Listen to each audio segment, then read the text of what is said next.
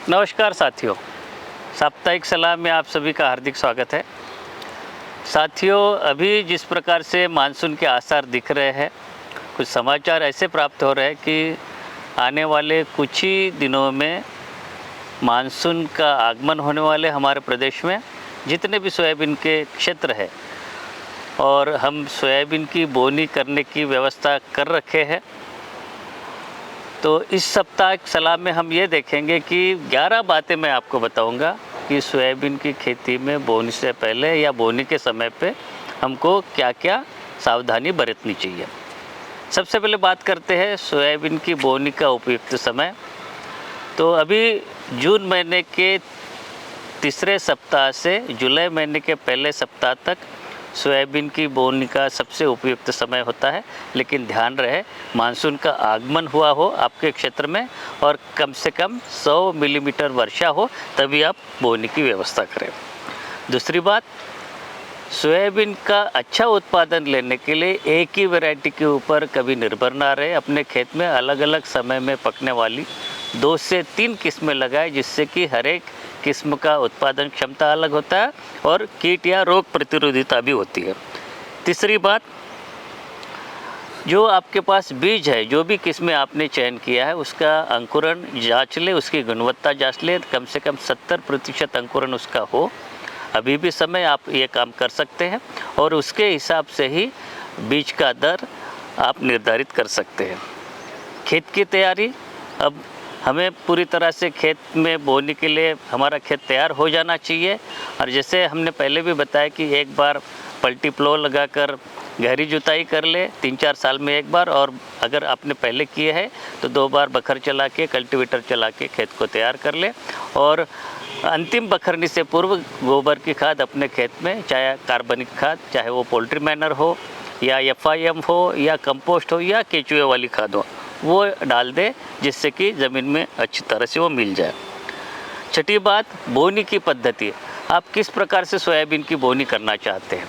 तो साथियों, पिछले कुछ 3-4 सालों से ये देखा जा रहा है कि मौसम की विपरीत स्थितियाँ बनी हुई है। कभी ज़्यादा वर्षा होती है, कभी सूखा हो जाता है।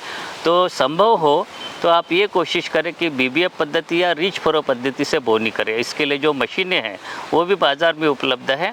तो BBF पद्धति में क्या होता है कि 2 नालियाँ बनती जाती है और रिच फरो पद्धति में प्रत्येक जो सोयाबीन की कतार है मेड़ पे आ जाती है।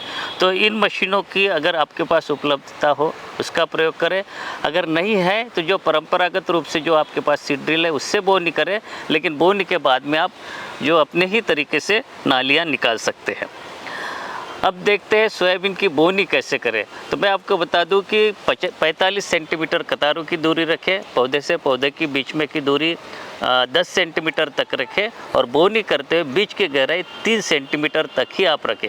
इससे अधिक अगर आप गहराई से बोते हैं तो बीज को जो अंकुरन होने में दिक्कत होती है। अगली बात, जो सोयाबीन की खेती में उर्वरकों का प्रयोग। सोयाबीन के लिए जो अनुशंसित पोषक तत्वों की जो मात्रा है 20, 60, 40, 20, उसकी पूर्ति के लिए विभिन्न कॉम्बिनेशन हमने बना के रखे हैं। उसका अनुपालन जरूर करें। और उसके लिए 3 तरीके हैं, यूरिया, सुपर फॉस्फेट और पोटाश। दूसरा तरीका है DAP के साथ में सल्फर आपको अलग से देना पड़ता है, या जो कॉम्प्लेक्स फर्टिलाइज़र है, जो तीसरा ऑप्शन है जिसमें आपको बेंटोनेट सल्फर के साथ में इसकी पूर्ति करनी पड़ेगी। अब बोनी से पहले आपको ये भी ध्यान में रखना है कि बीज को उपचारित जरूर करें। उसके लिए FIR का जो तरीका है, फंजीसाइड, इंसेक्टिसाइड और राइजोबियम PSB कल्चर, इसका अनुपालन जरूर करें, जिससे कि हम अपनी सोयाबीन के खेत में बीमारी से सुरक्षा पहले से ही सुनिश्चित कर ले। और उसके लिए जो अनुशंसित फफूंदनाशक है उसकी सूची आपको दी जा रही है। उसके साथ में कीटनाशक जो अनुशंसित है बीजोपचार के लिए, उसकी भी सूची यहाँ पे आपको दिखाई दे रही है। उसके बाद में जो आप बीज का टीकाकरण कर ले, चाहे वो राइजोबियम और PSB कल्चर हो या ट्राइकोडर्मा हो। अगली बात, जो किसान भाई बोनी के तुरंत बाद में खरपतवार नाशक का उपयोग करना चाहते हैं, तो उनके लिए जो अनुशंसित खरपतवार नाशकों की सूची इस समय पे आपको स्क्रीन पे दी जा रही है। और आपको ये ध्यान रखना है कि बोनी के तुरंत बाद, यानी कि या तो 72 घंटे के अंदर या सोयाबीन के बीजांकुर ज़मीन से बाहर आने से पहले इनमें से कोई एक जो बोने के तुरंत बाद उपयोगी खरपतवार नाशक ले और उसका छिड़काव कर ले। ध्यान रखें कि छिड़काव करते पानी की जो मात्रा है पर्याप्त होनी चाहिए। यदि आप पीठ वाला जो स्प्रे है नैपसैक स्प्रेयर उससे अगर स्प्रे करते हैं खरपतवार नाशक का तो कम से कम 450 से 500 लीटर पानी लगेगा, या पावर स्प्रेयर करते हैं तो उसके लिए 125 लीटर पानी पर्याप्त होगा। तो साथियों, ये थी अभी तक की साप्ताहिक सलाह। अगली बार मिलेंगे, तब तक के लिए आगे दीजिए, नमस्कार।